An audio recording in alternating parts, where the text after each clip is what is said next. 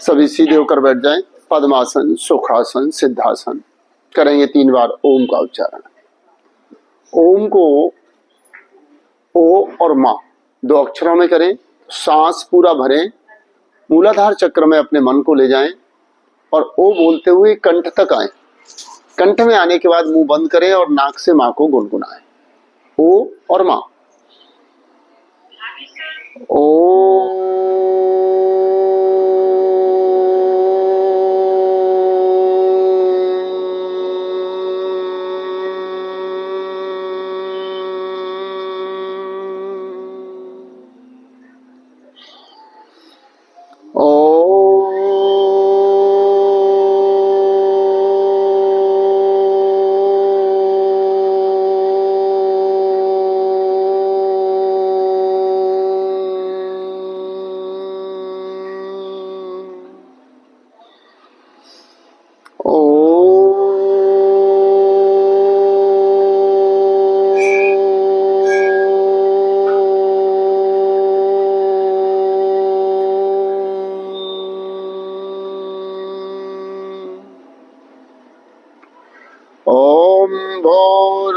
स्वः तत्सवितुर्वरेण्यं भर्गो देवस्य धीमहि धियो यो नः प्रचोदयात्।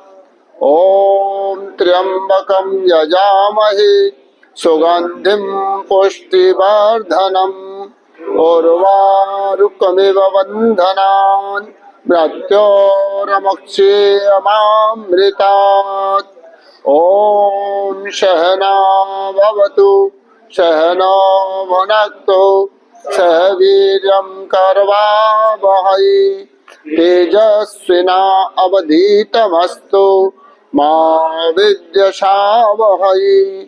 ओम असतो मा सद्गमय तमसो मा ज्योतिर्गमय मृत्योर्मा अमृतं गमय। ओम शांति शांति शांति। परम श्रद्धेय परम पूजनीय प्रातः स्मरणीय महान संत योग ऋषि गुरुवर के श्री चरणों में नमन। रोगियों के भगवान आयुर्वेद शिरोमणि श्रद्धेय आचार्य श्री को नमन प्रणाम। स्वामी जी महाराज के मिशन को पूरे देश और दुनिया के कोने में ले जा रहे पूज्य स्वामी परमारदेव जी, पूज्य साध्वी देवप्रिया जी, पूज्य आदित्य देव जी और छतरपुर जिले में भारत स्वाभिमान का कार्य देख रहे भाई महेंद्र प्रताप सिंह जी, पतंजलि योग समिति का कार्य देख रहे भाई राजकुमार ध्यानी जी, आप सभी को प्रणाम करते हुए सब साधक और साधिकाएं, गूगल की महक आप सब तक पहुंच रही है। तो वातावरण को सुगंधित बनाने के लिए यज्ञ के साथ प्राणायाम करें तो अधिक लाभकारी होते हैं। तो चलिए थोड़ा सा लोग और आ जाएंगे, तब तक हम प्राणायाम करते हैं। भस्त्रिका, लंबे गहरे श्वास लेना और छोड़ना, है ना। अब कम समय में करना हो तो क्या करना, प्राणायाम को व्यायाम के साथ करना, हाथों के व्यायाम के साथ करना। दोनों हाथ सामने लाओ, श्वास भरें, श्वास छोड़ें।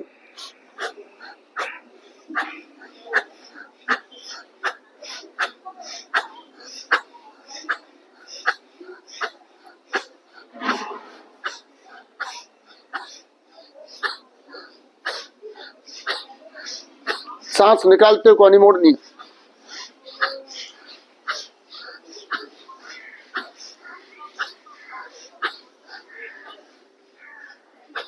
एक राउंड एक सांस।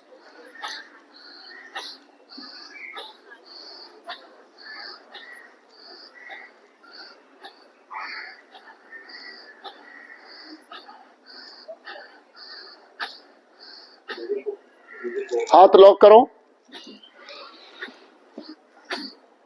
इधर श्वास निकाला, इधर ले लिया, इधर निकाला,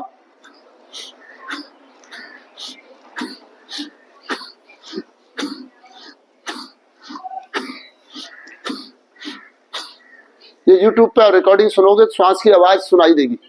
जो चीज इसमें नहीं दिखाई दे रही वो आपको क्लियर वीडियो में बिल्कुल क्लियर सुनाई देती है। चलिए दोनों हाथ साइड में लाइए, सांस लेते हुए हाथ ऊपर,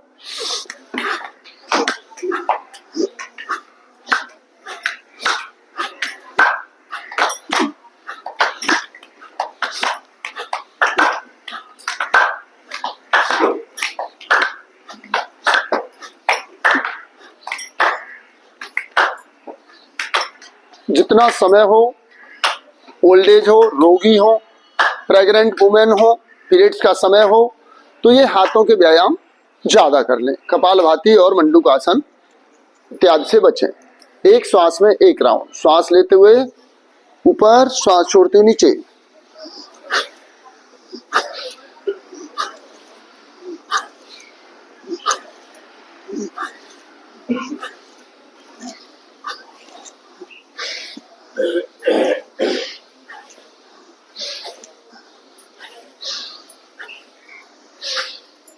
भस्त्रिका हो गया? हुआ नहीं हुआ? और साथ में बॉडी वार्म अप भी हो गई, थोड़ी गर्माहट भी आ गई। तो भस्त्रिका को कितना ही बार करना? 300 से 500 बार। तो कितने राउंड करेंगे? गिनती करके करें क्या, बोलो? 300 करें 500? चलिए 300 करते हैं। बिना रुके, बिना आंख खोले प्रत्येक श्वास की काउंटिंग करते जाइए, आपका मेडिटेशन होगा। बीच में आंख नहीं खोले और रुके नहीं। प्रारंभ करें।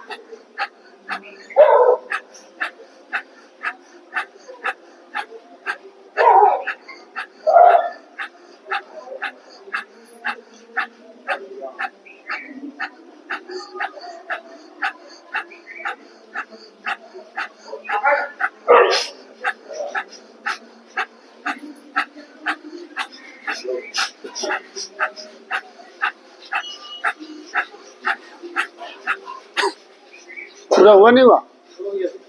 हो गया। ईमानदारी से जिन्होंने करा उनका हो गया, मेरा 400 हो गया, मेरा 400 हो गया तो आपका 300 तो हो जाना चाहिए। पर कुछ लोग तो बीच में बैठ के देख रहे थे। तो इस तरह रोज करेंगे तो अस्थमा, दमा, श्वास, खांसी, कौन कौन से रोग नहीं होंगे?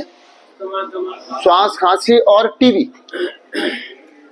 अब इसमें और इसको साइंटिफिक ले जाएं तो हमारा शरीर 37 खरब सेल्स का समूह है। अब इस समूह में अलग अलग काम के अनुसार इन सेल्स ने, जैसे घर में अपना अपना काम बांट लेते हैं, वैसे काम बांट लिया। तो काम बन के कुछ झुंड बने, उन झुंडों को हमने क्या नाम दिया? सिस्टम। कुछ सिस्टम बन गई। जैसे कुछ सेल्स इकट्ठे हुए, उन्होंने कहा भाई हम तो श्वास का काम देखेंगे, हमें और कोई टेंशन। तो उसको हमने क्या नाम दिया? Respiratory system. दूसरों ने कहा कि भाई हम तो सारे शरीर की सप्लाई की आपूर्ति करेंगे, घूम घूम कर देखेंगे कहीं कोई कमी तो नहीं है। तो वो बन गया रक्त संचार तंत्र, सर्कुलेटरी सिस्टम।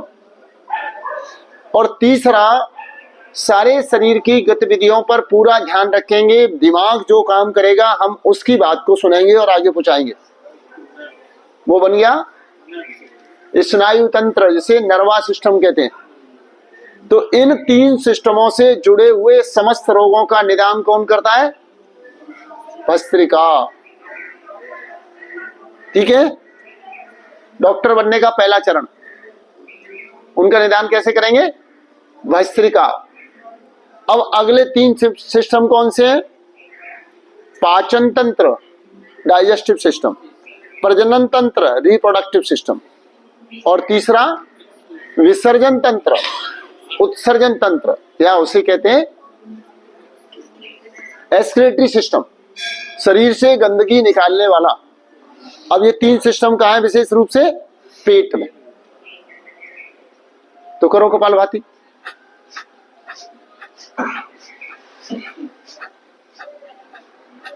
भस्त्रिका इस गूगल के धुएं के साथ जिसने कर लिया, एक बार अंदर तक गया तो पूरे फेफड़े साफ हो जाएंगे। कहीं कुछ होगा तो सब निकल के बाहर।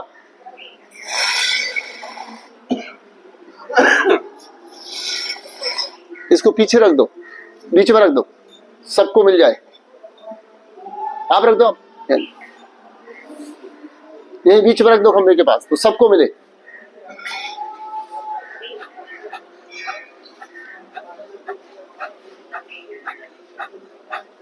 अब इसमें रेस्पिरेटरी सिस्टम के अंदर कौन कौन से अंग काम करते हैं? नोज, थ्रोट, ब्रोंकल ट्यूब और lungs. Right and left, right थोड़ा बड़ा, लेफ्ट थोड़ा छोटा। इधर हार्ड होता है ना, इसलिए लंग्स थोड़ा छोटा होता है। इनके अंदर छोटे छोटे पिन जैसे सुराख होते हैं, कपालभाति करते जाओ, जिन्हें हम क्या कहते हैं? प्रकोष्ठ। कोष्ठ छोटे छोटे छिद्र होते हैं। तो कितने होते हैं? 30 करोड़। कितने होते हैं? 30 करोड़। तो जब भस्त्रिका करते हैं तो सारे के सारे वो छिद्र खुल जाते हैं, कार्बन डाइऑक्साइड निकलता है, ऑक्सीजन ग्रहण करते हैं, तो फिर बाद में बिल्कुल आराम आराम से धीमी सांस लेते रहते हैं और काम चलता रहता है। अब इसके साथ हार्ड का लगभग वजन कितना? 310 से लेकर 350 तक। 4 कंपार्टमेंट, 2 ऊपर के, 2 नीचे के, 2 बाईं ओर और 2 दाईं ओर। 2 में बाईं ओर वालों में शुद्ध रक्त, दाईं ओर वालों में अशुद्ध रक्त। ऊपर से नीचे ब्लड आने के लिए दाईं ओर वाले में 3 वाल्व, बाईं ओर वाले में 2 वाल्व, त्रिकपाट, 2 कपाट, है ना। ऊपर वाले ग्राहक, नीचे के 6 पार्ट, ऑरेकल और वेंट्रिकल। अब इसमें से जो महानाड़ी निकलती है, महाधमनी, उसमें से आगे शाखाएं, उसमें से 72 निकलती हैं और 72 की 100 होती जाती हैं, पूरे शरीर में फैल जाती हैं, है ना। नाड़ियां, प्रमुख नाड़ियां कितनी? प्रमुख कही जाए तो 3, इड़ा, पिंगला, सुषुम्ना। फिर और प्रमुख में जाएंगे, आगे का विषय हठयोग, प्रदीपिका वगैरह का, तो 14, है ना। और 14 के बाद में हठ योग में 72,000, उपनिषदों में 72,72,10,201। कहीं 1 का वर्णन है, कहीं 2 का है, 10 तक मिलती है, 1 से 10 तक, इसलिए यहां लगभग का प्रयोग करते हैं। स्नायु तंत्र, ब्रेन, ये फोर ब्रेन, मिड ब्रेन और हेड ब्रेन, 3 पार्ट है इसके, 3 लेयर है। नीचे वाला भाग को क्या कहते हैं, हाइपोथैलेमस, उसके साथ लगी हुई पिट्यूटरी जो मास्टर ग्लैंड पूरे शरीर को चलाती है। ठीक है। अब इसमें से कुछ नाड़ियां निकलती हैं जो संवेदनाएं ले जाने का काम करती हैं। 12 जोड़े ब्रेन को, पूरे फेस को, आंख के पलक और जीभ से लेकर नासिका तक एक एक भौं को, सबको संचालित करने के लिए हमारा ब्रेन से जो ऑर्डर आता है, हमें आंख हिलानी होती है तो आंख हिलाते हैं, पलक हिलानी हो तो पलक करते हैं ना। तो जो हम भौं टेढ़ी कर ली, भौं चढ़ा ली, कहा करते हैं आप उसमें, मुंह सकोड़ लिया, तो ये सारी मांसपेशियों कौन कंट्रोल करता है, ब्रेन। ब्रेन से आई संवेदनाएं। तो 12 जोड़े और 31 जोड़े पूरी रीढ़ की हड्डी में अलग अलग जगहों से निकलते हैं और वो पूरे शरीर में फैल जाते हैं, पूरा नर्वस सिस्टम। तो इन तीनों की समस्त बीमारियों के लिए क्या ज्यादा करना है, भस्त्रिका। अरे भैया भस्त्रिका की बात हो रही है तो। अब इसके बाद चलते हैं पाचन तंत्र। कहां से शुरू होता है, मुंह से, फूड पाइप, आमाशय, और यहां से डियोडाइनम, फिर छोटी आंत, फिर बड़ी आंत। इसमें सहायता के लिए लीवर, जो डाइजेस्टिव जूस बनाता है, लीवर और पैंक्रियास। ठीक है। इसकी कुल लंबाई 9 मीटर, मुंह से लेकर गुदा तक। भोजन को मुंह से लेकर गुदा तक पहुंचने में कितना समय लगता है, 20 से 22 घंटे, है ना, 20 से 22 घंटे। तो इस तरह हो गया पाचन तंत्र। अब इसमें पाचन तंत्र में जब हम भोजन करते हैं तो आमाशय में क्या होता है, पाचन, डाइजेशन। हाइड्रोक्लोरिक एसिड की मदद से भोजन को गलाया जाता है, कफ की मदद से गीला किया जाता है, और फिर उसको यहां पर होता है डायफ्राम, एक बड़ी मांसपेशी है, वो इस तरीके से मूव करती है। तो जैसे सिलबट्टे पर हम पीसते हैं, वैसे यहाँ भोजन की ग्राइंडिंग होती है, पिसाई होती है। और वो पिसा हुआ लिक्विड जब पेस्ट आपके डियोडाइनम में बढ़ता है, तो यहाँ पर एक नली लीवर से आती है, वो दोनों नलियां एक पैंक्रियास से आती है, दोनों एक साथ मिलती हैं, और यहाँ जाके जब वो अपना पित्त छोड़ती है तो भोजन को गलाकर बिल्कुल पतला लिक्विड छारी बना दिया जाता है। कहा जाता है, छोटी आंत में, जिसकी लंबाई लगभग 22 फीट, है ना, 6.5 मीटर। फिर यहां से दोनों का जब जॉइंट आता है, वहां एक छोटी सी मांसपेशी जैसी लटकी हुई होती है, उसे कहते हैं अपेंडिक्स। और यहां से फिर बड़ी आंत से ऊपर चलती है तो उसे कहते हैं असेंडिंग कॉलन। बीच में ट्रांसवर्स, नीचे डिसेंडिंग कॉलन, और उसके नीचे मलाशय जिसे हम ट्रांसवर्स कहते हैं, एनएस। फिर एनएस में चलिए।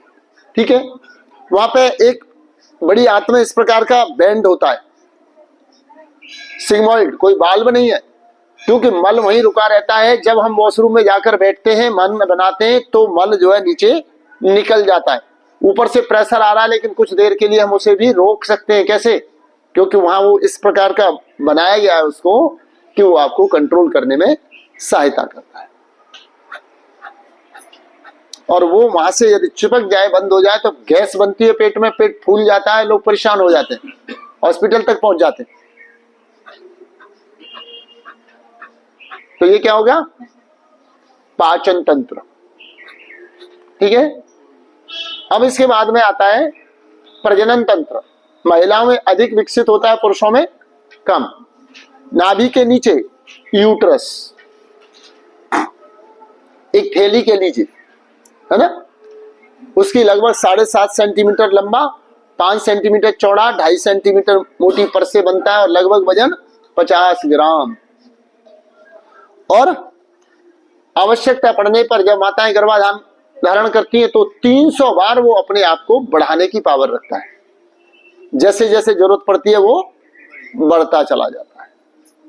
आफ्टर डिलीवरी फिर अपनी शेप में धीरे धीरे आने लगता है। लगभग 1.25 महीने का समय लगता है, जो बहनों के लिए रेस्ट का और उसका समय जो कहा जाता है, वो अपनी प्रॉपर शेप को पकड़ता है। अब यहां से 2 नलिकाएं निकलती हैं और वो नलिकाएं कहां जाकर मिलती हैं?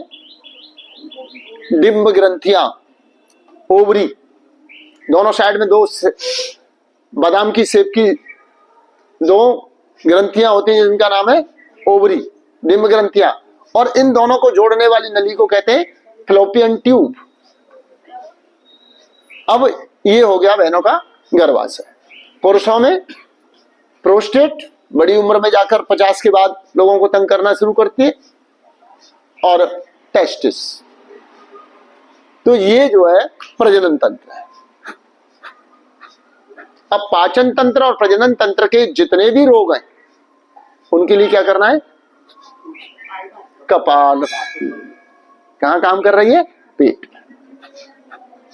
अब विसर्जन तंत्र, उत्सर्जन वैसे तो पूरे शरीर में जगह जगह से होता है, लेकिन विशेष रूप से इसके 3 पार्ट माने गए। लंग्स जो कार्बन डाइऑक्साइड निकालता है, ये भस्त्रिका में आ गया।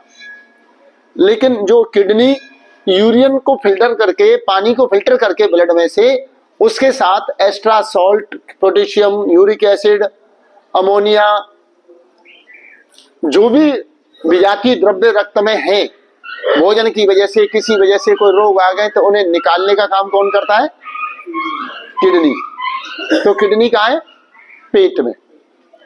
अब भोजन करने के बाद सारे पोषक तत्वों को लेने के बाद, सोखने के बाद जो बचता है उसे क्या कहते हैं? कचरा, मलबा है। उसको निकालने का काम कौन करता है? बड़ी आंत, है ना? वो कहाँ है? पेट में। अब यहां जो पैंक्रियाज है वो 2 प्रकार के हार्मोन बनाती है, वैक्सीन बनाती है। एक है पाचन डाइजेस्टिव जूस और दूसरा है इंसुलिन। इंसुलिन का प्रोडक्ट करके और वो ब्लड में छोड़ती है, जिससे शुगर को कंट्रोल करती है। शुगर की नॉर्मल मात्रा 80 से नीचे ना जाए और 120 से ऊपर ना जाए तो वो पूर्ण स्वस्थ। ऊपर जाने लगा तो शुगर का रोग हो गया, नीचे जाने लगा वो भी शुगर का रोग हो गया। ये हाइपर और हाइपो दोनों प्रकार का होता है। आपने सुना होगा जो डॉक्टर शुगर के रोगियों को कहते हैं हर 2 घंटे के बाद कुछ खा लिया करो, कुछ बिस्किट ले लो, फल ले लो। क्यों कहते हैं? क्योंकि उनका शुगर भोजन के बाद तेजी से बढ़ता है, तो भूखे रहने पर तेजी से घटता भी है, और घटा हुआ शुगर भी खतरनाक होता है गुड़िया? आप लोगों ने किताबें थोड़ी खोली है, नहीं खोली? पीछे कह रहे थे कि जिन्होंने किताब नहीं ली तो भैया वीडियो सुन लिया करो। आचार्य श्याम गुप्ता योगाचार्य के नाम से मेरा ये यूट्यूब चैनल है, जिस पर इसको डाल देंगे आज की क्लास को भी, तो उनको बार बार सुन के, और पिछले शिविरों की क्लासें भी उसमें पड़ी हुई हैं, जो हम पिछले हमने पुष्प विहार में किया था उसकी भी है, दूसरे क्षेत्रों की भी है। कपालभाति रोज की डाल रहे हैं, वो चल रहा दूसरे। तो इनको इस तरीके से हमें तैयारी करनी। अब पाचन तंत्र के रोग क्या है? Indigestion, acidity, gastric, constipation. फिर उसे बढ़ने पर बवासीर, भगंदर। इनके लिए कपालभाति आई।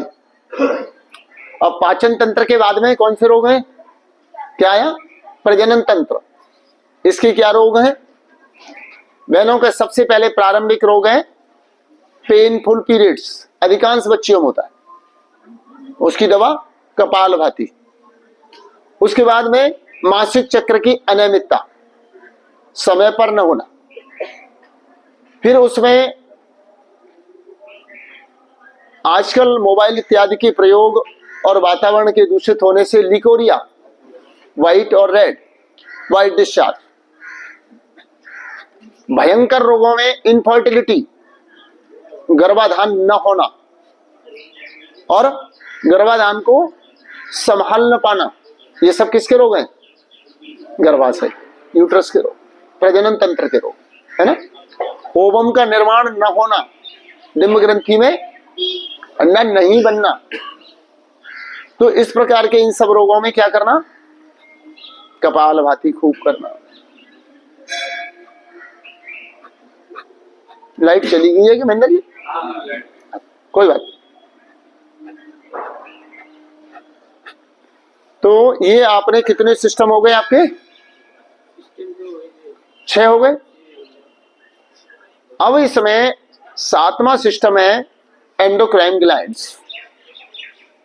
इसमें पिट्यूटरी और पीनियल किसके कार्य क्षेत्र में आ गई? भस्त्रिका। थायराइड, पैराथायराइड किसके कार्य क्षेत्र में आएगी? कपालभाति और उज्जयी, है ना। लीवर, लीवर के नीचे gall bladder, pancreas, adrenal, uterus, ovary, ये सब किसके कार्य क्षेत्र में आ गए? कपाल। ठीक है, एंडोक्राइन ग्लैंड्स हो गया। अब कितने सिस्टम बचे हमारे? 2। कौन कौन से? स्केलेटल और मस्कुलर, है ना। अब भस्त्रिका की सहायता के लिए इन तीनों सिस्टमों के लिए विशेष सहयोगी प्राणायाम कौन कौन से?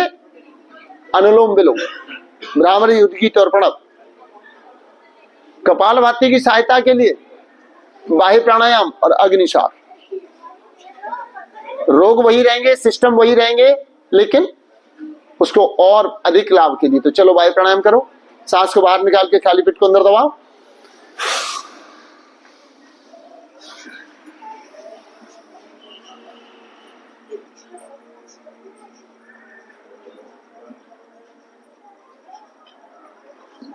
वापस फिर श्वास निकालो, कम से कम 3 बार, रोग के अनुसार 5 बार, 7 बार, 11 बार कर सकते हैं। अभी वायु प्राणायाम पहले, अग्निसार बाद में करेंगे। पहले वायु प्राणायाम कम से कम 3 बार।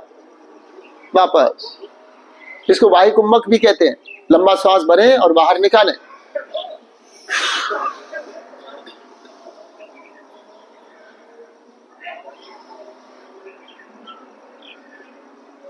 रिलैक्स। डॉक्टर साहब बात बिल्कुल टू दी पॉइंट चल रही है ना मेडिकल साइंस के हिसाब से? इसी तरह काम करेगी, नहीं करेंगे? डॉक्टर साहब जी अभी अब सांस को बाहर निकाल के खाली पेट को हिलाओ। अग्निसार, ये समझ में ना आए इसलिए कैसे करना है दोबारा बता दीजिए। मेरी क्लासों में दोबारा पूछने के लिए कॉलम में छोड़ता नहीं हूं, और यदि पूछने वाले होंगे तो विषय वहीं का वहीं अटक जाएगा, फिर आगे हम चल नहीं पाएंगे। और मैं इतना सरल करके चलता हूं कि कोशिश करता हूं कि पूछने की जरूरत ही ना पड़े। पूछने के लिए सेशन बाद में दे देंगे 10 मिनट का, यदि चाहिए होगा तो, है ना। बीच में यदि पूछने लगे तो पूरा श्वास बाहर और खाली पेट पंप करें।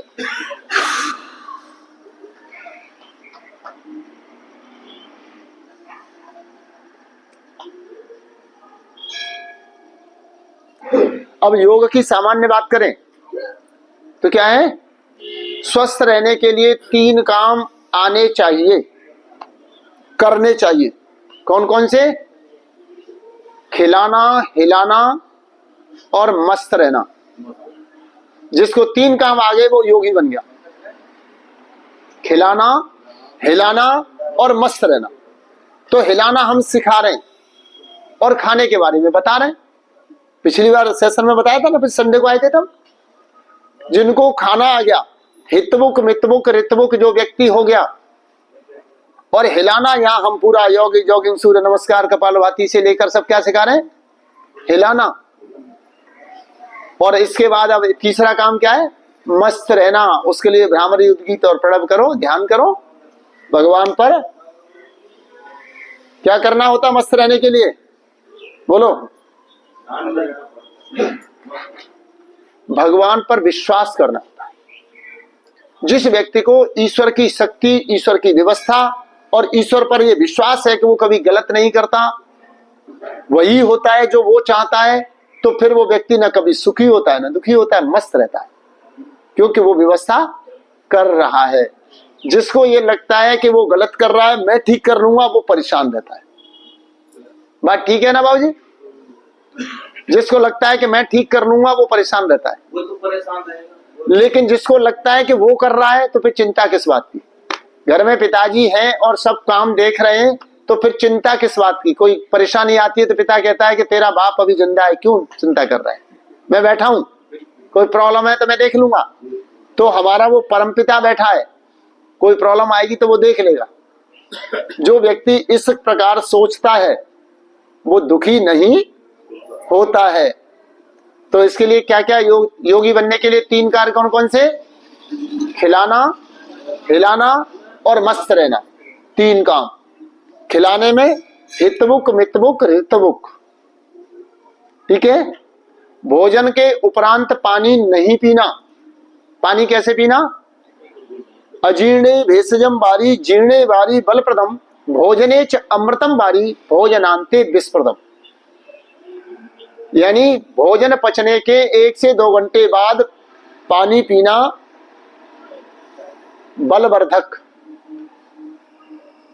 पेट में गड़बड़ हो, खराब हो, इंडाइजेशन हो, अजीर्ण जिसे कहते भूख नहीं लगती, तो पानी के सहारे व्रत किए जाए।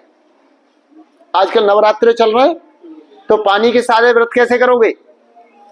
सवेरे सवेरे खीरा, करेला, ककड़ी इत्यादि का जूस निकाल लो, सवेरे पी लो। दोपहर में नारियल पानी ले लो, है ना। और शाम को लौकी का सूप बना लो। तो ये क्या हो गया आपका? Liquid water. कैसा पानी कहेंगे इसे? ऑर्गेनिक वाटर है, तो वाटर ही ना, लेकिन ये एनर्जी से भरा हुआ है, कैलोरी से भरा हुआ है। और इस पर फास्ट कर लीजिए 9 दिन, शरीर में कोई रोग रह ही नहीं सकता। सवेरे सब्जियों का जूस, दोपहर में नारियल पानी और रात्रि को लौकी का सूप, है ना। कोई बीमारी नहीं रहेगी। तो इस तरह ये होगा हितमुख, मितमुख, रितमुख। और अब आया जल का सेवन। भोजने च अमृतम बारी। भोजन में जल क्या है? अमृत। तो भोजन में जल का मतलब बहुत सारे समझते हैं कि 2 रोटी खा ली, फिर पानी पी लिया, फिर रोटी खा ली। वो नहीं है भोजन के बीच में जल। वो जल है दोपहर के भोजन के साथ 1 बड़ा गिलास छाछ हो, और उसमें थोड़ा काला नमक और जीरा और हो, हींग का तड़का लगा हो, एकदम मजा भी आ जाए और अंदर से अपने सिस्टम को भी मजा आ जाए, पचाने में सहज हो जाए। इसी तरह पतली दाल जिसमें खूब रसा हो, ये भोजन के साथ खाओ, कभी बीमार नहीं होगे। भोजने च अमृतम बारी। ये भोजन में जल क्या है? अमृत है। मसाले हल्के रखो तो अलग से पानी पीने की जरूरत ही नहीं पड़ेगी। बीच में पानी क्यों पीना पड़ता है? तीखा खाते, है ना। अब उसके बाद में क्या आया? भोजनांते विस्प्रदम। और भोजन के तुरंत बाद यदि जल पिया तो विष बढ़ाएगा। ठीक है साहब। तो ये हो गया। अब स्वस्थ रहने के लिए, सुखी जीवन के लिए, बल बढ़ाने के लिए महर्षि चरक ने 3 सिद्धांत बताए। 3 चीजों को ठीक कर लो। क्या क्या है? आहार, निद्रा, ब्रह्मचर्य, मिति। स्वस्थ होने के लिए क्या क्या ठीक करना है? आहार, निद्रा, ब्रह्मचर्य। तो आहार का आपको बता दिया। और निद्रा 6 से 8 घंटे सोना, इससे ज्यादा तो बिल्कुल नहीं सोना। 24 घंटे में 6 से 8।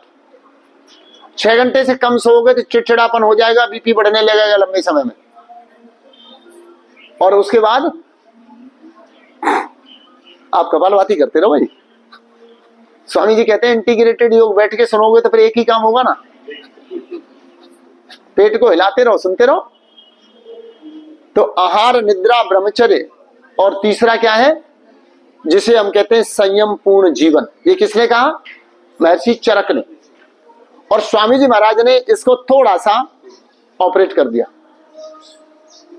आहार, निद्रा, संयम और श्रम, स्वामी रामदेव जी महाराज ने इसको कर दिया 4। ब्रह्मचर्य किसमें आ गया? संयम में। तो संयम पूर्ण जीवन, संयम में क्या आ गया?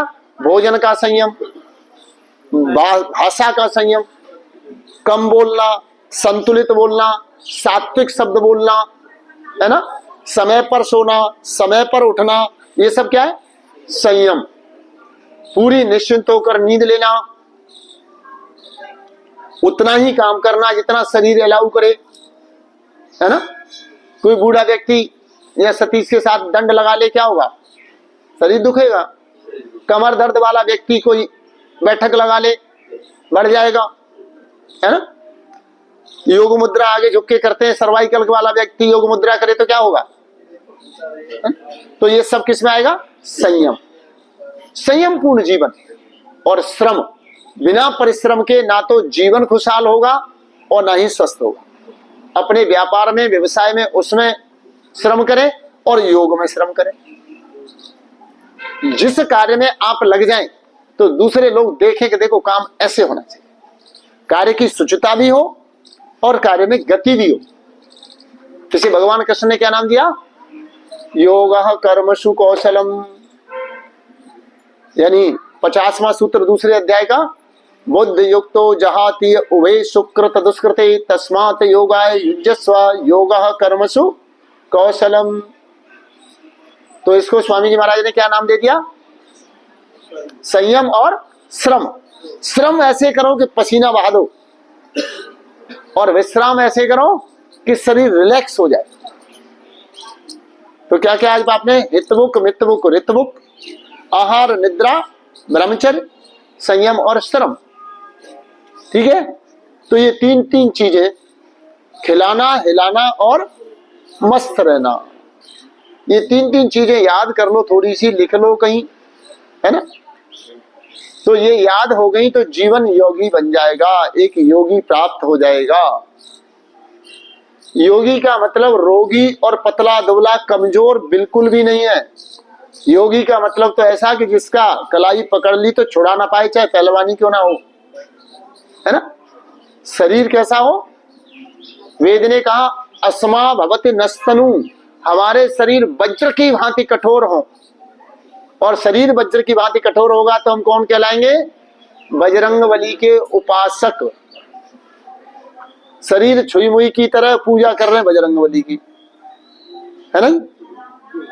पूजा करते बजरंगबली की, शरीर छुई मुई की तरह, ना थोड़ी सी धूप लग गई तो एलर्जी हो गई, है, सर दर्द हो गया, थोड़ा सा वहां धूल में निकल गए थे ना, वहां धूल उड़ रही थी। अरे भैया क्यों नाजुक बना लिया इतने शरीर को? इसको अस्मा भवति नस्तनु, पूरा एकदम। हमारे योद्धाओं के प्राचीन युद्धों के वर्णन पढ़ लो तो तोप के गोले गिर रहे हैं, कितनी बारूद का धुआं होता होगा, है, घोड़े दौड़ रहे हैं, कच्ची जमीन पर रेत कितना उड़ता होगा, है? और उसमें दिनों रात कैसे शक्तिशाली शरीर थे, कैसे बनते थे? योग से।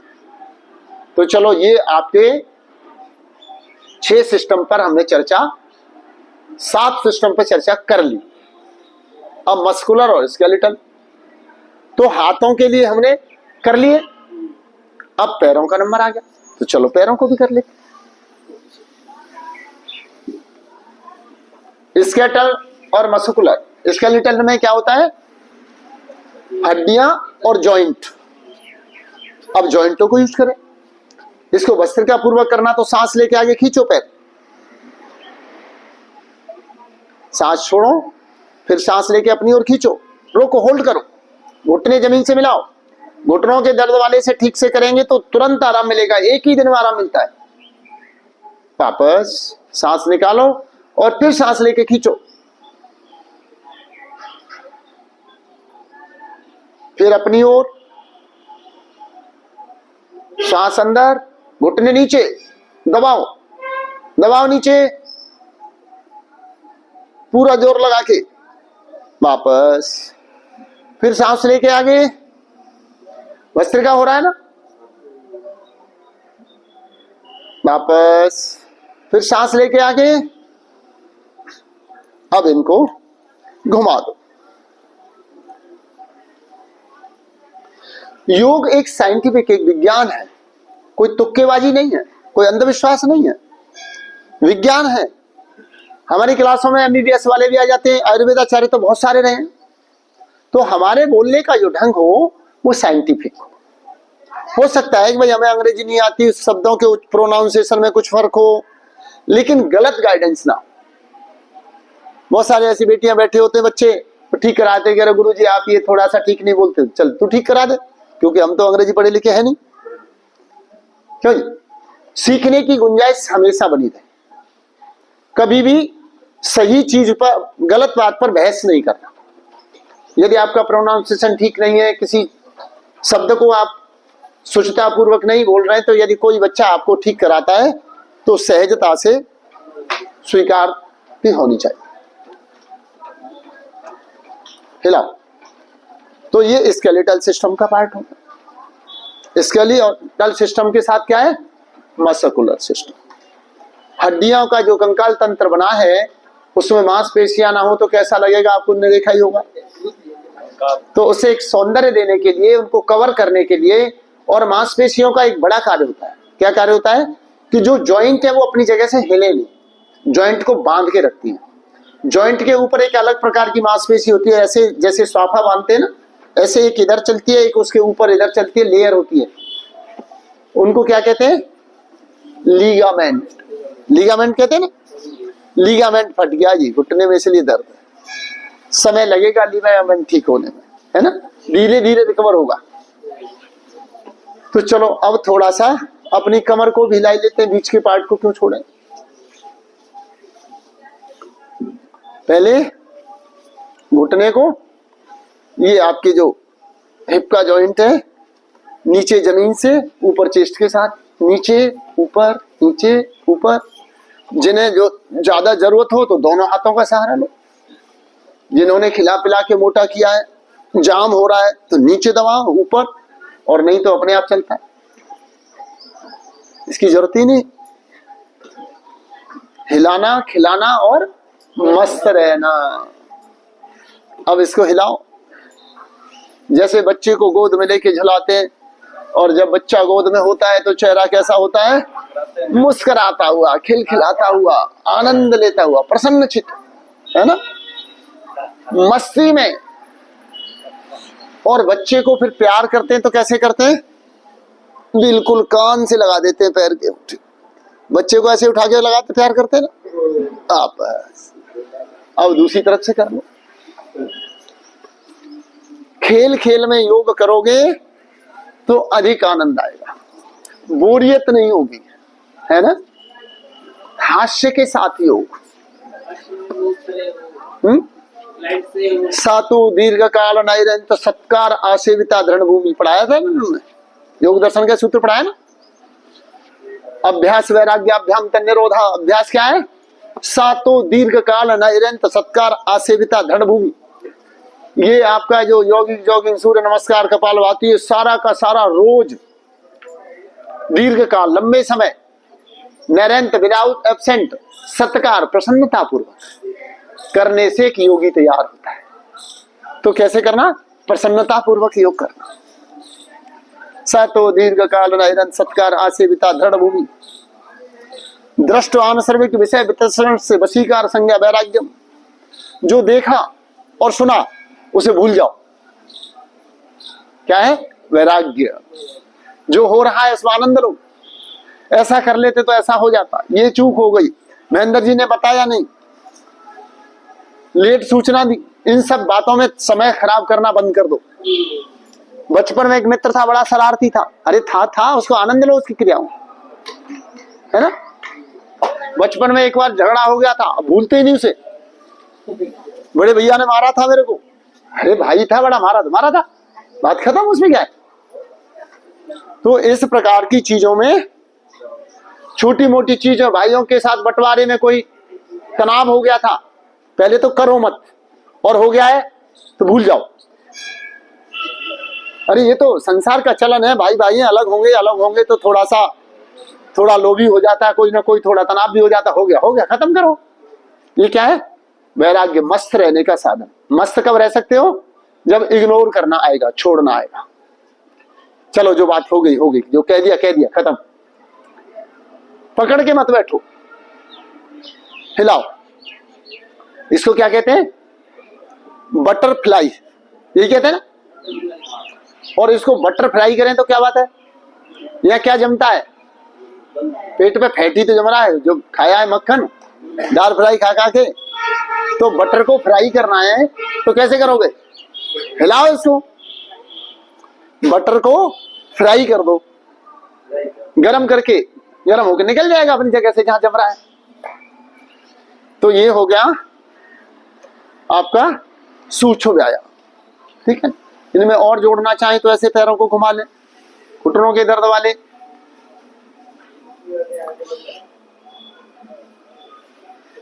ऊपर नीचे दाएं बाएं पूरे राउंडिंग करें। तो ये हो गया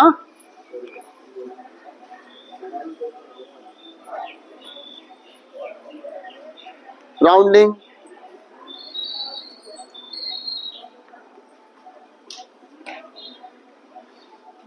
वापस। तो आज योगी जॉगिंग छोड़ दे, छोड़ देते हैं, आज रोज करते हो, आज छोड़ देते हैं। तो अब जो करते हैं हम, इस कमर को पतला सुंदर बना रहे हैं। तो पतली कमर, चमकता हुआ चेहरा, स्लिम ट्रिम बॉडी सबको अच्छी लगती है, लगती नहीं लगती? जिनकी कमर का कमरा बन जाता है वो भी चाहते कमर थोड़ी पतली होती है ना। तो देखने में भी अच्छी लगती है और खुद को भी अच्छी लगती है। तो उसके लिए क्या करें? थोड़ा कटी सौंदर्य, कटी चक्रासन। कैसे करना? खोलो पैर, मैक्सिमम पैर खोलो। अब अपोजिट हाथ से पैर छूना, और जब पैर छुएंगे तो हाथ पीछे जाएगा, और जो हाथ पीछे जा रहा है उसे देखना।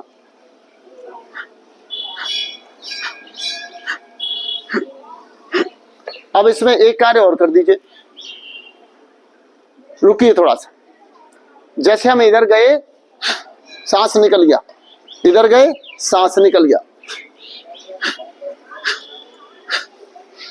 अब सांस निकालते हो थोड़ा थोड़ा पेट और दबा दो तो कपालभाति हो जाए साथ में। कपालभाति के साथ करो इसको, हो सकता है या नहीं बताओ? हो रहा है ना? बस, तो एक पंथ दो काज हो गए ना। जो हाथ पीछे ऊपर जा रहा है उसे कंधे से ऊंचा ले जाओ और ऊपर देखो।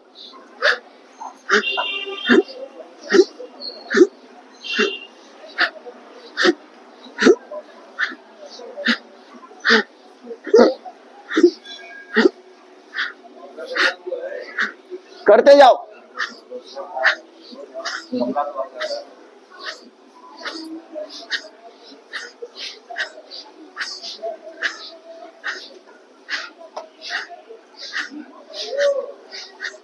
डायबिटीज में, मोटापे में,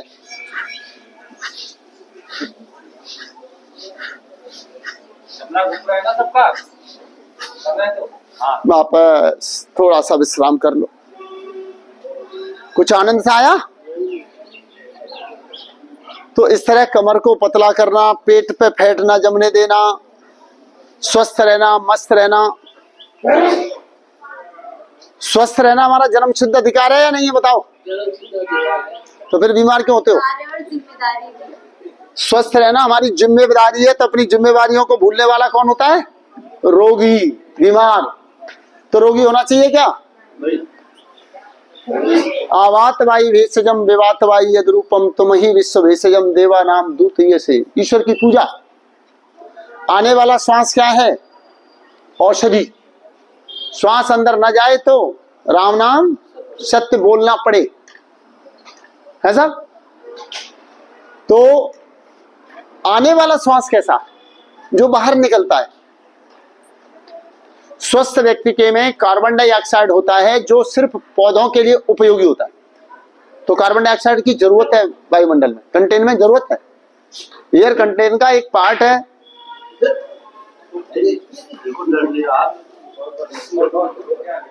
तो अब इसके बाद क्या है? बात इधर उधर हो जाती है ना, थोड़ा सा ध्यान चुका। आवात वायु भेषजम विवात वायु यदुरूपम। आने वाला श्वास कैसा है? जैसे हम हैं। जिसको वायरल हो रखा है उसकी श्वास में क्या होता है? वायरल के बैक्टीरिया। जिसको इंडाइजेशन हो रखा है उसकी श्वास में क्या होता है? बदबू। जिसके दांतों में कोई रोग है श्वास में क्या है? बदबू। जिसको कोरोना में तो खूब पता लगी गया ना कहां से फैलता है। तो अर्थात अंदर से जो श्वास निकलता है वो कैसा होता है? जैसे हम होते हैं। टीबी वाले को टीबी के, अस्थमा वालों को अस्थमा के, सारे बैक्टीरिया निकलते हैं। निकलते नहीं निकलते? पता नहीं। तो रोगी व्यक्ति क्या करता है बताओ? एयर कंटेन को, वायु को प्रदूषित करता है। और रोगी व्यक्ति सबसे ज्यादा रोग किसको देता है बताओ? अपने परिवार और प्रियजनों को, क्योंकि सबसे ज्यादा समय वो उन्हीं के साथ बिताता है। तो बताओ रोगी होना पाप है या नहीं? मैं नहीं कह रहा, बात सच्ची हो तो मानो, नहीं तो मत मानो। तो रोगी व्यक्ति सबसे ज्यादा किसके लिए हानिकारक होता है? प्रियजनों के लिए। तो इसलिए रोगी नहीं होना, बोलो एक बार सभी, रोगी नहीं होना, निरोग होकर जीना, योगी बनना। तो योग की कितनी आवश्यकता है ये बात इससे आप समझ सकते हो। वेद ने इसको कहा आवात वायु भेषजम विवात वायु यदुरूपम। तुम ही विश्व भेषजम। विश्व की सबसे बड़ी औषधि कोई है तो ऑक्सीजन। हे प्राण तुम हो। देवानाम दूत जैसे किसने दी? देवताओं ने दी। देवताओं से जो प्राप्त होती है वो सबसे बड़ी औषधि। अब ये देखो, जब कोई व्यक्ति अचानक बेहोश हो जाए, डॉक्टर को यही ना पता हो क्या हुआ है, बहुत सीरियस है, तो सबसे पहले हॉस्पिटल में जाते ही ट्रीटमेंट कहां से शुरू होता है? ऑक्सीजन लगा देते हैं। क्या लगाते हो? ऑक्सीजन। तो हम यहाँ प्राणायाम करते हुए क्या लेते हैं? ऑक्सीजन। तो सिलेंडर में से देनी ना पड़े उसके लिए रोज लेते रहो, है ना जी। सिलेंडर में से ऑक्सीजन न लेनी पड़े तो उसके लिए क्या करना? रोज ऑक्सीजन लेते रहना। तो चलो थोड़ा सा कटी शक्ति और कर ले। अब तो विश्राम हो गया ना। यप, चलो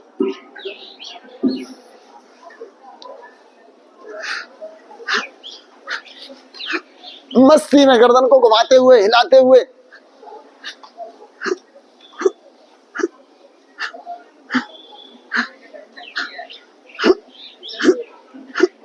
सौ से लेकर 500 बार रोज करना। कितना करना? 500 बार। 100 से लेकर 500 बार, कम से कम 100, कम से कम 100 बार, कम से कम 100 और बढ़ा दो तो 500। और ज्यादा खा के मोटे हो रहे हैं तो 500 सवेरे और 500 शाम को।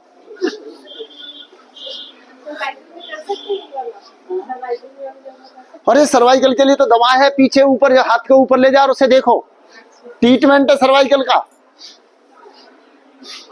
घुमाओ घुमाओ ये जो हाथों की एक्सरसाइज मैंने पहले कराई इस प्रारंभ में, सर्वाइकल रह ही नहीं सकता। जो फ्रोजन शोल्डर, जिनका कंधा जाम हो जाता है, ऊपर नहीं उठता, वो ये घुमाओ, वो तो 8 दिन में ठीक सर्वाइकल।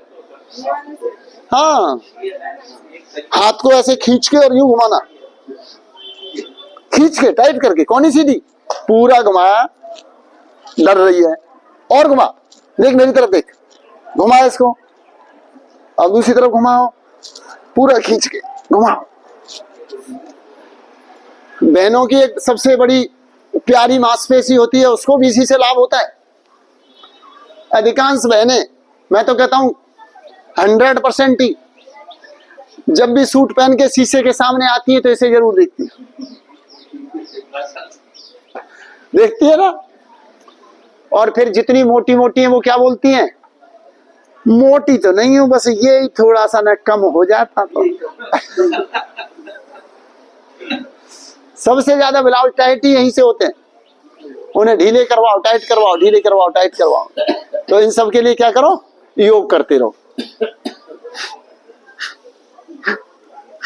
जो हाथ पीछे जा रहा है उसे गर्दन से ऊपर उठाओ, कंधे से ऊपर ले जाओ और पीछे देखो।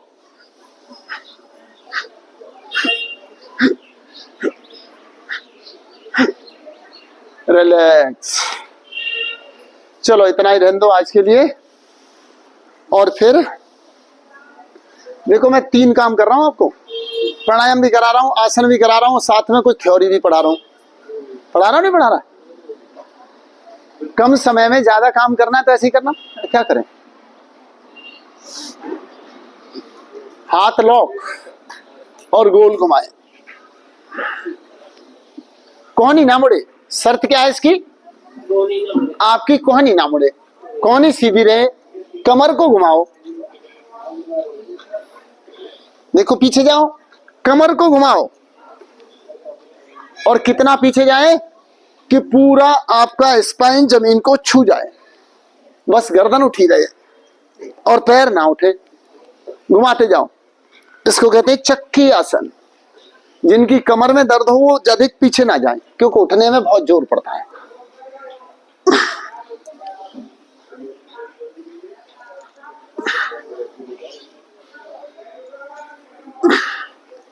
सर्वाइकल तो कोई बीमारी नहीं है। बहने तो काम करते करते स्लैब पे, अपनी रसोई की स्लैब पे ऐसे हाथ रखो और गर्दन को 3 से 5 बार ऐसे खूब खींच लो। 3 बार रोज करो, सवेरे 3 बार, शाम को। सर्वाइकल खत्म। दोनों हथेलियां उस पर जमाई और पूरा श्वास लेके पीछे, जितनी देर श्वास रखे उतनी देर पीछे। मोबाइल देखने से तो सारी बीमारियां हो रही हैं आजकल। और आजकल तो एक बड़ा कमाल हो रहा है, उल्टा घुमाओ, कि पहले बच्चों से कहा करते थे पढ़ाई कर ले, ये मोबाइल छोड़ दे। अब बच्चा मम्मी से कहता मम्मी खाना दे दे, वो कहती ना एक रील और देख लेंगे, एक और। अब तो मम्मियां भी, बच्चे कहते हमें टोकती रहती थी, अब खुद लगी रहती है, तो कहती है हमें क्या पढ़ाई करनी है, हमें कोई पढ़ाई थोड़ी करनी है, तो क्या रील देखनी है। अरे माताएं तो बताए आजकल क्या करती हैं, रोटी जल्दी खा लो, नहीं मेरा सीरियल शुरू होगा, फिर नहीं दूंगी आधे घंटे, 1 घंटे तक सीरियल आएंगे मेरे। तो सीरियल के चक्कर में तो खाना लेट कर देती, ठंडा खाना खिलाती, बना के रख देती हूँ। घुमा उल्टा, और एक ही बात है। सीरियल से आधा घंटे में छुट्टी मिल जाती, मोबाइल से तो मिलती नहीं, और रील खत्म होती नहीं। देखो रीलें अच्छी अच्छी भी आती हैं, योगा की रीलें हैं, भोजन बनाने की रीलें हैं। बहुत सारी माताओं ने रील देख देख के मोबाइल से इतने सुंदर सुंदर व्यंजन बनाना सीखा है, कमाल के। बहुत सारी महिलाएं घर में रोज नया नाश्ता बना देती हैं। कहाँ से सीखते हो? करे यूट्यूब से, है ना। तो अच्छी चीजें और बुरी चीजें दोनों हैं। अब हमें तय करना है कौन सी लेनी। ग्रहण करने की बात है कि हमें क्या चाहिए, ये हमें तय करना। हाँ देखिए, भोजन बनाने की विधियां आती हैं, महापुरुषों के वचन आते हैं, छोटे छोटे महापुरुषों के, आप गीता से, रामायण से जो सुनना चाहे, देखना चाहे, सब कुछ आता है। लेकिन आपकी इच्छा है, आपको क्या चाहिए। ये क्या है, इसको क्या कहते हैं? कागासन। बेटा बैठ, ऐसे बैठो मेरी तरह, कागासन। पैर थोड़ा पास में, एड़ी जमीन पर, और हाथ ऐसे कर लो, तब होगा कागासन। कोहनी जंघा से मिला दो, हाथ घुटने पर। कौन सा? कागासन। कागासन। हाँ, अब जिनका पेट खराब रहता है, पेट साफ नहीं होता, तो वो यहाँ कर सकते हैं मल आसन। पैर खोल दो, पैर खोल के दोनों हथेलियों को मिलाओ, और हाथ का ये हथेली जो है कोहनी की सीध में आ जाए। ये ऊंची होगी तो घुटने नजदीक रह जाएंगे, और नीची होगी तो, हाँ बिल्कुल, और हाथ नीचे करो थोड़ा ऐसे, बिल्कुल, तो पूरे घुटने खुल जाए। इस तरह कुछ देर बैठो। तो पेट साफ करने के लिए, कॉन्स्टिपेशन दूर करने के लिए मल आसन। क्या नाम है इसका? मल आसन। जिन्हें किसी भी प्रकार के गुप्त रोग, यौनी रोग, चाहे बहनों के हो या भाइयों के, इसको थोड़ा चला दो।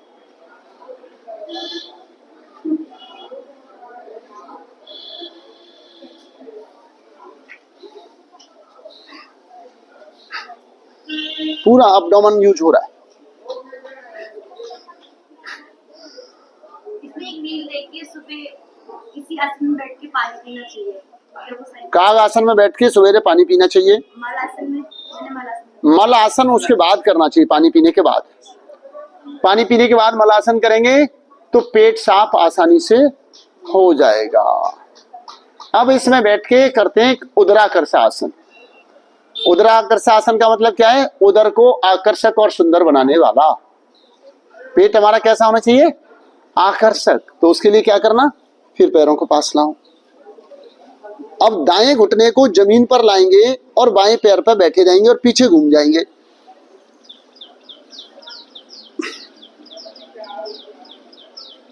बाएं घुटने से पेट दबाएंगे, वापस। अब दाएं घुटने से पेट दबाएंगे और घूम जाएंगे।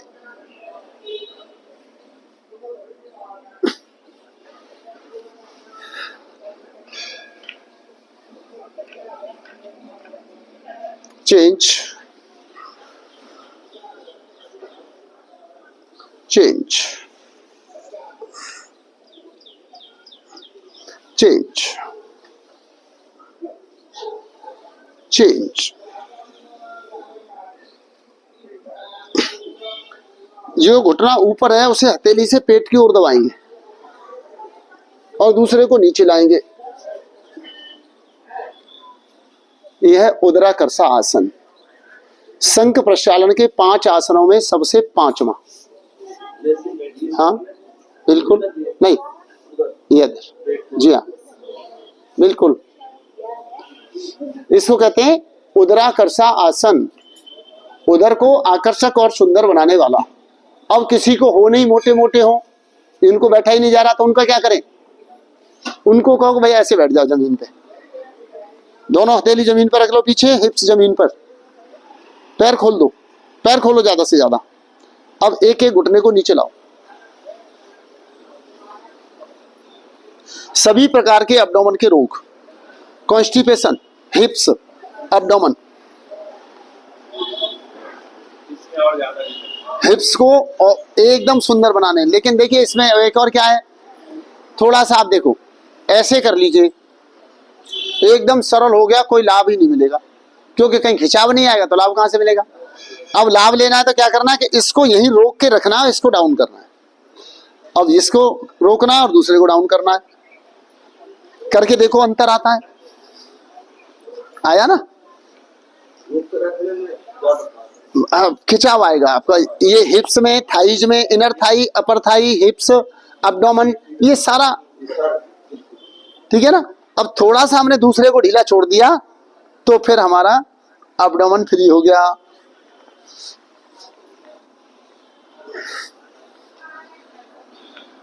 रिलैक्स, थोड़ा सा पैर सीधे कर लो। अब यहां से करते हैं अर्ध मत्स्येंद्रासन। बाएं पैर को दाएं हिप्स के पास लाए, दाएं पैर को बाएं घुटने के पास लाए, बाएं हाथ को ऊपर उठाया और घुटने को दबाकर पैर पकड़ा।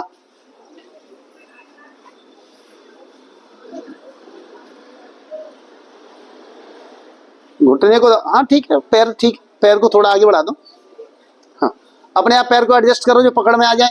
अब दूसरे हाथ को पीछे ले जाकर अपनी शरीर से लपेट दो, जैसे जंजीर से बांध दिया अपने आप, और घूम जाओ पीछे, करो कपालभाति। नीचे नहीं रखना, ऐसे नीचे नहीं ना, नीचे तो शॉर्टकट वालों के लिए, जिनका नहीं लपेट पा रहे तो टिका लो।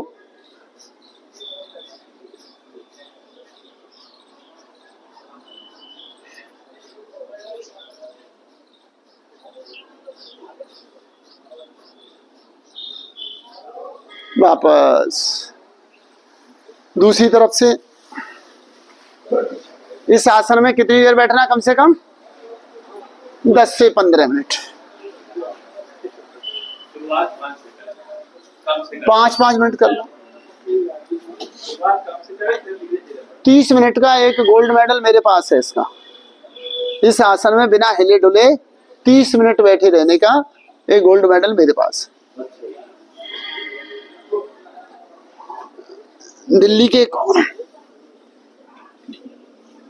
डायबिटीज के लिए और कॉन्स्टिपेशन के लिए बहुत ही उपयोगी है।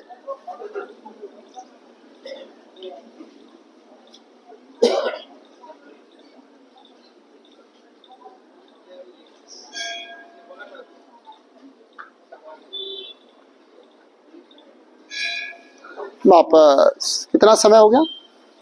टाइम क्या हो रहा है?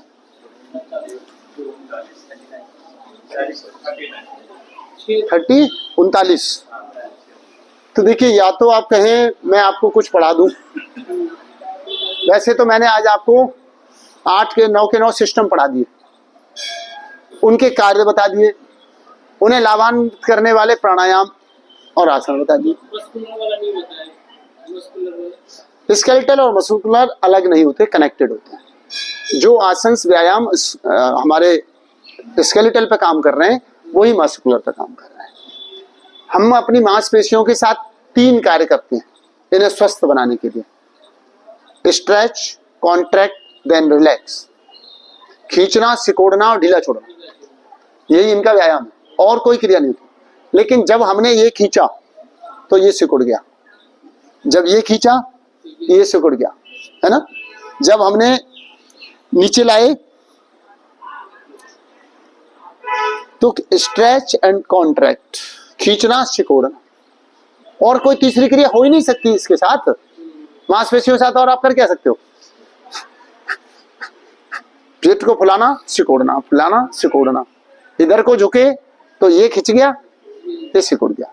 इधर झुके, स्ट्रेच, कॉन्ट्रैक्ट, देन रिलैक्स। तो मस्कुलर सिस्टम और स्केलेटल सिस्टम दोनों एक दूसरे से अटैच। हर मसल्स के ऊपर, हड्डी के ऊपर मांस चढ़ा हुआ, दोनों एक साथ आते हैं, उनके व्यायाम अलग नहीं है। जिनको अर्थराइटिस वगैरह है तो उनके लिए बॉडी में यूरिक एसिड बढ़ा है तो उनके लिए अलग देते हैं। कुछ मस्कुलर पेन होते हैं जिन्हें वायु रोग कहते हैं, तो उनके लिए थोड़ा सा वमन, विरेचन और स्वेदन। हमारे रोग कितने? वात, पित्त और कफ। कितने प्रकार के रोग हो गए? 3 प्रकार के, वात, पित्त और कफ। अब वात के डिसऑर्डर होने से हमारे शरीर में कितने प्रकार के रोग हो जाते हैं? 80 प्रकार के। और पित्त के डिसऑर्डर होने से 40 प्रकार के, और कफ से 20 प्रकार के। तो टोटल रोगों की संख्या कितनी हो गई? 140, है ना। वात, पित्त और कफ। तो वात के 80, पित्त के उसके आधे, ऐसे याद करो, आसानी से हो जाएगा। वात के 80 याद कर लो, पित्त उसके आधे, और कफ के उसके आधे। पित्त और कफ, यही सीक्वेंस है इनका, वात, पित्त और कफ। वात रोग में आएगा वात, पित्त और कफ। 80, 40, 20, ठीक है। टोटल रोगों की संख्या। प्रश्न आपको पेपर में ऐसे पूछा जा सकता है कि वायु के डिसऑर्डर होने पर कितने प्रकार के रोग होते हैं? 80। तो वात, पित्त और कफ, यही सीक्वेंस। जितने शरीर में रोग होते हैं उन रोग का कारण क्या है? वात और पित्त की, वात, पित्त, कफ की विषमता, इनका बैलेंस बिगड़ना, कम होना या ज्यादा होना। तो मूल रोग क्या है? वात, पित्त, कफ। अब इनकी सामान्य रूप से दवाइयां क्या है?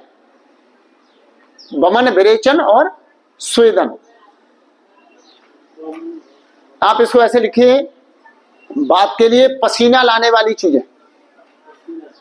पसीना जिससे जितना आएगा, गरम ऑयल, गरम चीजें जिनसे पसीना जितना निकलेगा उतना दर्द में आराम होगा। जिनसे ऑयल आते हैं सब रेड ऑयल आते हैं, रेड गरम होता है ना। तो गरम चीज की मसाज करें, योग करें, पसीना बहाएं, तो जितना पसीना निकलेगा उतना वात रोग में आराम मिलेगा। और दूसरा हुआ पित्त। पित्त के लिए विरेचन।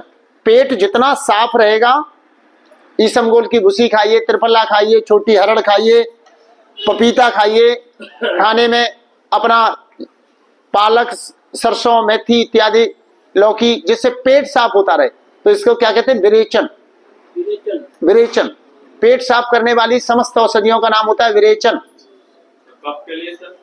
वमन, उल्टी, जितना उसे कुंजल करके बाहर निकाल दो। कफ के रोगी को बहुत खांसी आ रही है और उसे थोड़ी सी उल्टी हो जाए, थोड़ा कफ निकल गया, फिर शांति मिलती है ना। तो उन्हें कफ को, एक हमारे यहाँ दमबेल मेरे दुकान पर लगी हुई है, दमबेल एक बेल आती है, ध्यानी जी ला देंगे, उसके 3 पत्ते चबा लो, चबाने के बाद उल्टी आई। एक बार सर पित्त के लिए बता दें। विरेचन, तो उन्हें क्या कहते हैं, बमन, उल्टी लाने वाले, वॉमिटिंग। उसके लिए हमारे पास योग में सबसे सहज साधन है कुंजल। पानी पी के उल्टी करो, कुंजल के साथ में कफ निकल जाता है। इसी तरह किसी को ज्यादा है तो दम्बेल के पत्ते लेके उनको उबाल के पी लो, या उन कच्चे पत्तों को चबा लो, पीस के पी जाओ, उससे उल्टी आएगी। दम्बेल, दम यानी ये दमा का रोग होता है, अस्थमा दमा, दम्बेल होती है। पत्ता उसका अब की बार आएंगे तो ले आएंगे, तो ध्यानी जी ला देंगे। ध्यानी दम्बेल है क्या आपके पास? नहीं, इन्हें दम्बेल दिखानी है ना, दिखा दें। तो दम्बेल से, अब देखिए ये क्या है, अश्वगंधा। ये पौधा क्या काम करता है? शरीर में ताकत लाता है। इसके पत्ते को मसलकर 3 पत्ते सुबह दोपहर शाम 3 बार, नहीं तो सुबह शाम खा लें तो क्या होता है, मोटे मोटे लोगों का वजन बहुत तेजी से कम होता है। वजन घटाने के लिए इसका पत्ता, थायराइड के रोगियों को इसका पत्ता। लेकिन जो बहुत पतले दुबले, अब हमारे महेंद्र जी जैसे, इनके लिए क्या करना, दूध में डाल के अश्वगंधा 1 चम्मच दिया करो इन्हें। अश्वगंधा की जड़ का चूर्ण पिसा हुआ, मोटापा नहीं, नॉर्मल वेट, शरीर में एनर्जी, ताकत, चेहरे पर चमक। 1 गिलास दूध में 1 चम्मच अश्वगंधा घोल दो। जड़ का चूर्ण आता है स्वामी जी महाराज का, जड़ का पाउडर आता है, जड़ का पाउडर आता है। बहनों को आफ्टर डिलीवरी वीकनेस है, बच्चों को लिए पूरा दूध नहीं निकल रहा, तो उसके लिए आती है सतावर, सतावर का चूर्ण, है ना, ये आयुर्वेद के पार्ट है। तो वात पित्त कफ, इन तीनों का अनबैलेंस रोग और बैलेंस योग। तुलसीदास जी महाराज ने इसे रामायण में लिखा है, काम बात कफ लोभ अपारा, क्रोध पित्त निच छाती उजारा, प्रीति करें जो तीनों भाई, उपजे सन्निपात दुखदाई। काम बात, जो वासनाओं में लिप्त रहते हैं, वासनाओं का चिंतन करते हैं, वासनाओं का उपयोग करते हैं, उनको क्या होता है, बात रोग। कफ लोभ अपारा, जो लोभी लोग होते हैं, न खाने की चीज है फिर भी लोग खा लेते हैं, चल थोड़ा सा खा लेते हैं, आज खा लेते हैं, लोभियों को कफ। क्रोध पित्त नित्य छाती जारा, और जो तीखे एकदम गुस्सा नाक पर रखा रहता है, उनको क्या होता है, पित्त का रोग होता है।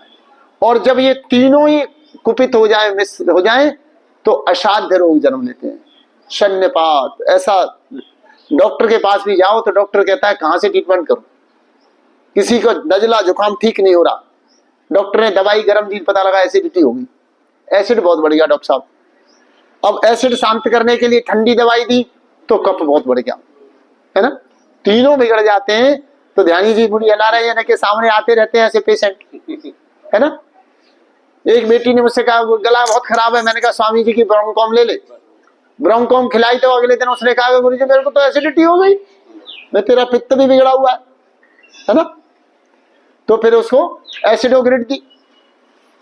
तो इस तरीके से शीशम के पत्ते, आजकल एसिडिटी वाले बच्चे जो हल्के शरीर के दुबले पतले, जिन्हें डायबिटीज नहीं है, सवेरे ताजे पानी में या घड़े के पानी में 1 चम्मच शहद घोल के पी लो, एसिडिटी एकदम गायब।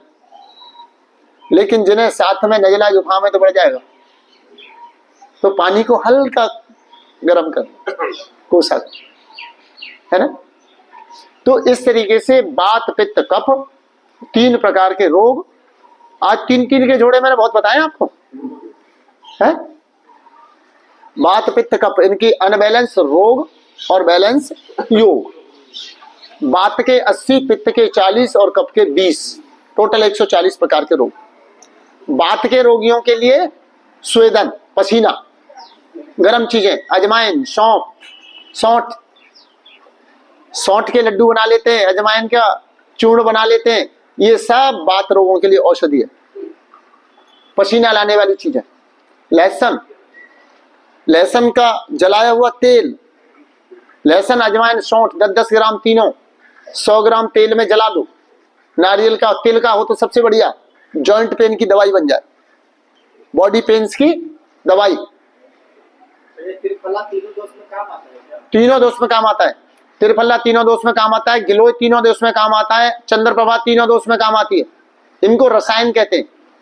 देखिए यहां भी फर्क आ गया। जो औषधियां एक चीज पर काम करती हैं वो औषधि कहलाती है, दवा। जो तीनों दोषों पर काम करती है उसे रसायन कहते हैं। रसायन को स्वस्थ व्यक्ति भी सेवन कर सकते हैं, जैसे च्यवनप्राश रसायन है, शहद रसायन है, गिलोय रसायन है, नीम औषधि है, नीम औषधि है, शीशम औषधि है। ये अलग अलग चीजें। बेल रसायन है, पीपल औषधि है। हाँ, बेल सबके लिए। पेट साफ करके शरीर को एनर्जी बनाता है। आजकल बेल पत्र खाइए, पेट साफ करने के लिए। जितने पित्त के रोगी हैं उनके लिए एकदम दवा है। कॉन्स्टिपेशन, पित्त, सबके लिए। चेहरे पर चमक लाता है, पूरा महीना बेल खा लो तो स्वर्ण भस्म होता है, उसमें स्वर्ण धातु पाया जाता है। तो वात, पित्त और कफ। तो स्वेदन, स्वेदन की बात समझ में आ रही है ना? स्टीम लेना, गर्म पानी से स्नान करना, ये सब स्वेदन है। बॉडी की मसाज करो और एक स्टीम बॉक्स में बैठकर स्टीम से पसीना निकाल दो। आप लोगों ने किस किस ने स्टीम बात लिया है? लिया ना?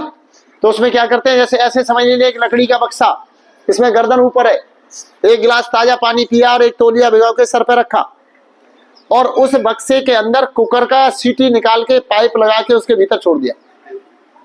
धीरे धीरे कुकर के नीचे आग जलाओ और उसकी भाप निकल के उस बक्से में जाती है और शरीर से 20 मिनट में पसीना पसीना, एकदम पूरे शरीर, रोम रोम से पसीना फूट जाता है।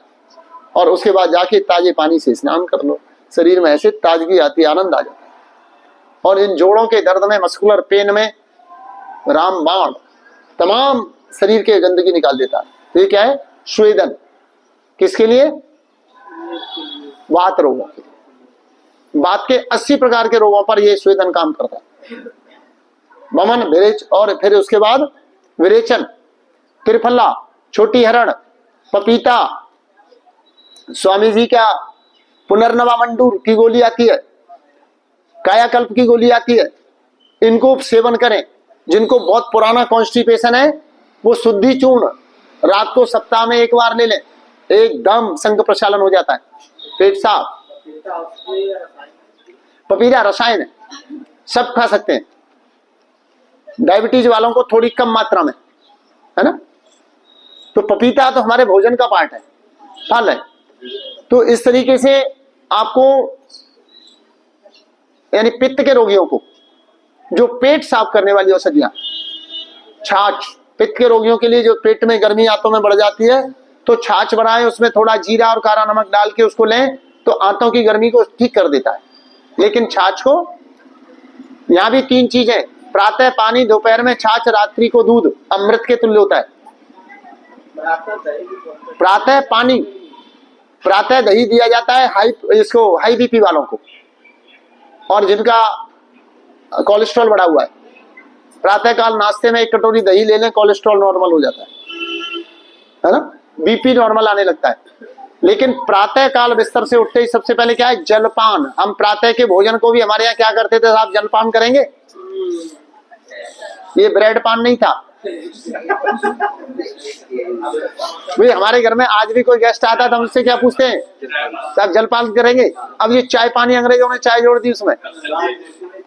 हमारे यहाँ का सही भोजन उसका क्या है? सवेरे के नाश्ते का नाम जलपान, दोपहर में भोजन, रात्रि का भोजन।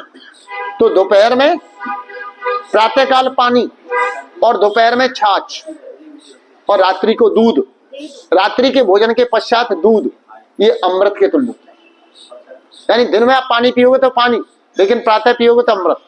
छाछ रात को पियोगे तो रोग बढ़ाएगा, कफ के रोगियों के लिए तो नुकसानदायक है। खट्टा हुआ तो पित्त बढ़ाएगा।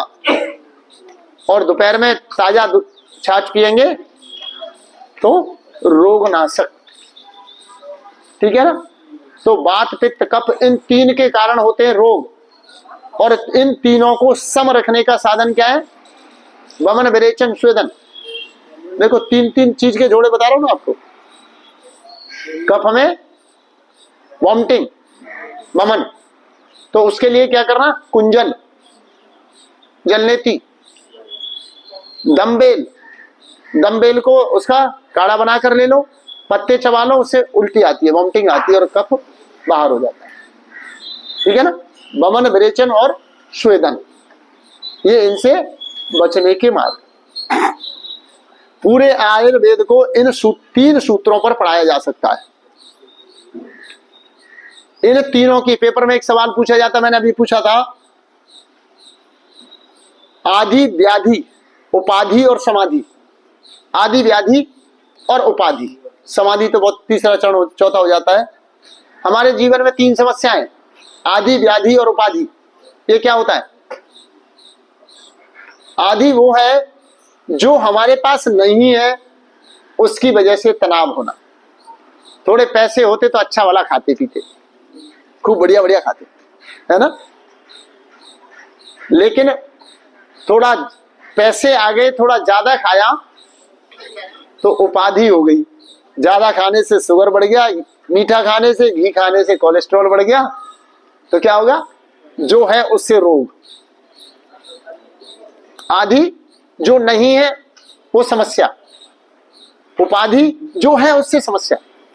बेटा तो बहुत अच्छा है पर बहुत दूर नौकरी करता है, घर पे नहीं रहता, मां परेशान है काहे के लिए? बिटिया की चिंता हो रही है, बिटिया कहाँ हॉस्टल में पढ़ रही है। अब बताओ, पढ़ना अच्छी बात है बुरी बात है? आपने भेजी है फिर भी मम्मी रो रही है, बेटी दूर होगी, आज त्योहार के दिन नहीं है, आज नवरात्रि पर नहीं है ना। तो ये क्या है? उपाधि। और अब इसमें बीच में क्या है? आदि, व्याधि क्या है? वात पित्त कफ की विषमता को व्याधि बोलते हैं। व्याधि में ये सारे रोग आ गए, आदि, व्याधि, उपाधि। और इनका तीसरा चरण है समाधि। जो समाधि में चला गया बस उसका तो आनंद ही आनंद है। ठीक है ना। आदि, व्याधि, उपाधि और समाधि। ठीक है। तो वात, पित्त और कफ, इनके लिए 3 प्रकार के, इनके 140 प्रकार के रोग।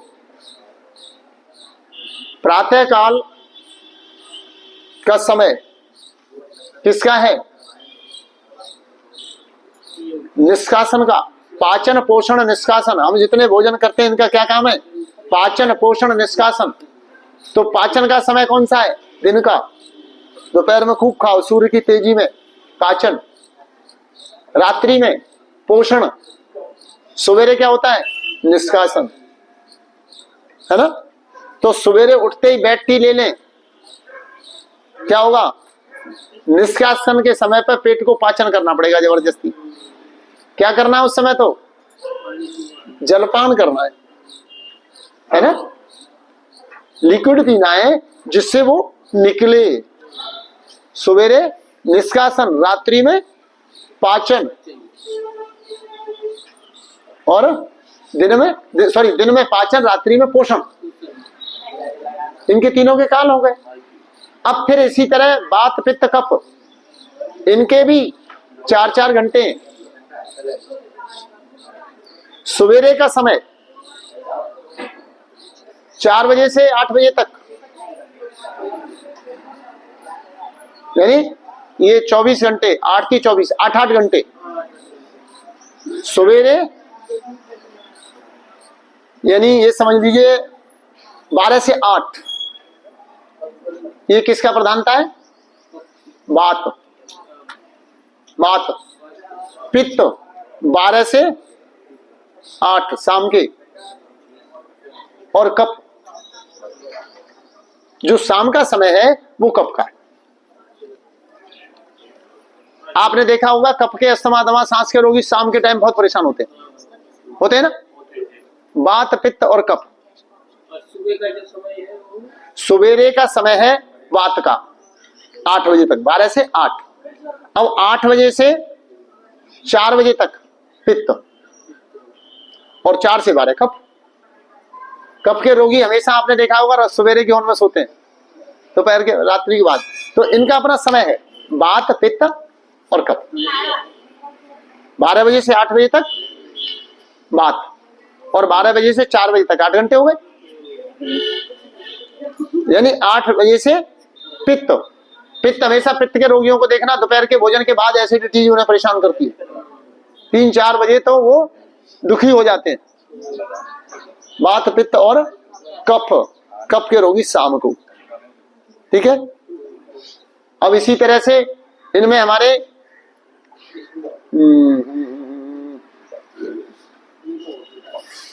वात पित्त और कफ, जैसे वात प्राण अपान समान व्यान उदान, कितने प्रकार के हो गए? वात 5 प्रकार। वात कितने प्रकार का? 5 प्रकार का। ऐसे ही पित्त पाचक रंजक साधक और क्लेदक, ये भी 5 प्रकार का है। कफ भी 5 प्रकार का है, क्लेदक, अवलंबक, आलोचक और भ्राजक। अभी इनको मैं आपको एक्चुअल बता देता हूं। प्राण अपान समान व्यान और उदान, ये 5 प्रकार के प्राण। 5 उपप्राण, नाग कूर्म कृकल देवदत्त और धनंजय। अब इसी तरह से 5 प्रकार के पित्त, पाचक रंजक साधक आलोचक और भ्राजक। पाचक रंजक साधक आलोचक और भ्राजक, ये हो गए पित्त। और कफ हो गया क्लेदक, अवलंबक, बोधक, तर्पक और श्लेषक। श्लेषमा, जो हड्डियों में ग्रीस खत्म हो गया वो क्या है? श्लेषमा, कफ ही तो है ना। हड्डियों के जॉइंट को, जो भोजन पचा रहा है, भोजन को गीला कर रहा है, वो कफ ही तो है ना। तो 5 प्रकार के प्राण, 5 प्राण के उपप्राण, 5 प्रकार का कफ और 5 प्रकार के पित्त, है ना। इनके अलग अलग बॉडी में स्थान हो गया आयुर्वेद, है ना। आयुर्वेद का एक जो बेसिक ज्ञान है वो क्या है?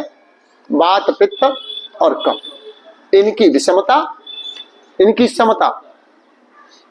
समता आरोग्य, विषमता रोग। और भोजन का इसमें बहुत बड़ा रोल है।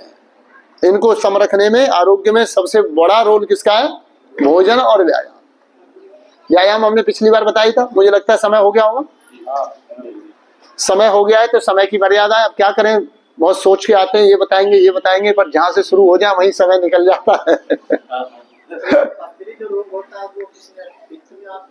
क्या चीज? पथरी वैसे तो पित्त का नहीं कह सकते, उसे पानी की कमी है। पथरी का रोग अपने आप में कोई रोग नहीं है, वो पानी की कमी है। पानी नहीं पीते, कम मात्रा में पीते हैं तो जो गंदगी है वो किडनी में स्टोर हो जाती है। प्रातः काल जो उठकर जलपान करते हैं उन्हें कभी पथरी हो ही नहीं सकती। डाइजेस्टिव सिस्टम का रोग है। जो प्रातः काल उठकर जलपान करते हैं, सवेरे 2 गिलास 3 गिलास पानी पी लेते हैं, उन्हें कभी पथरी नहीं होती, नहीं आपने देखी नहीं होगी।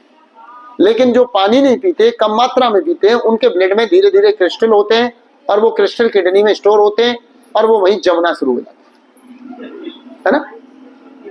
तो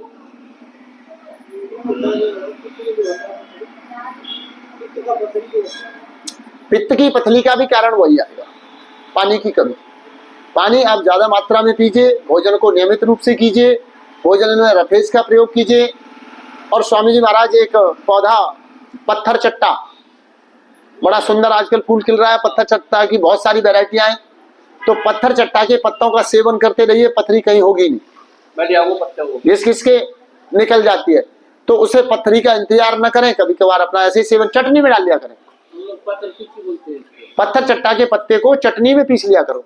हरी धनिया पुदीना की जो चटनी बनाते हो उसमें पत्थर चट्टा और हल्दी, ये 2 चीजें तो डाल ही लिया करो। हल्दी एंटीबायोटिक, एंटीसेप्टिक, तो इनका प्रयोग करते जाएं। रसोई घर एक औषधालय है। जो मसालदानी होती है ना, वो क्या है? डॉक्टर की पेटी है। उसको यदि यूज करना आता हो तो चलिए, समय समाप्त हो रहा है, समय से आगे नहीं जाएंगे, कुछ लोगों को काम होता है। लंबे गहरे श्वास के साथ ओम का उच्चारण। ओम द्यौ शांति अंतरिक्ष गुम शांति पृथ्वी शांतिराप शांतिरौषधयो शांति वनस्पतयो शान्ति विश्वे देवा शान्ति ब्रह्म शान्ति सर्वगं शान्ति शान्तिरेव शान्ति सामा शान्तिरेधि। ओम शांति शांति शांति। ओम सभी को प्रणाम। ओम हथेलियों की मालिश करें और फेस पूछें। जिनको ये क्लास दोबारा सुननी हो, श्याम गुप्ता योगाचार्य के नाम से मेरा यूट्यूब चैनल है, मैंने पूरी क्लास रिकॉर्ड कर ली है और इसको चैनल पर डाल देंगे। चैनल को एक बार सब्सक्राइब तो सब कर ही दीजिए, उसमें तो कुछ लगता नहीं किसी का, है ना। अच्छा लगे तो देखिए, है ना, और अच्छा लगे तो लाइक वगैरह करिए, नहीं तो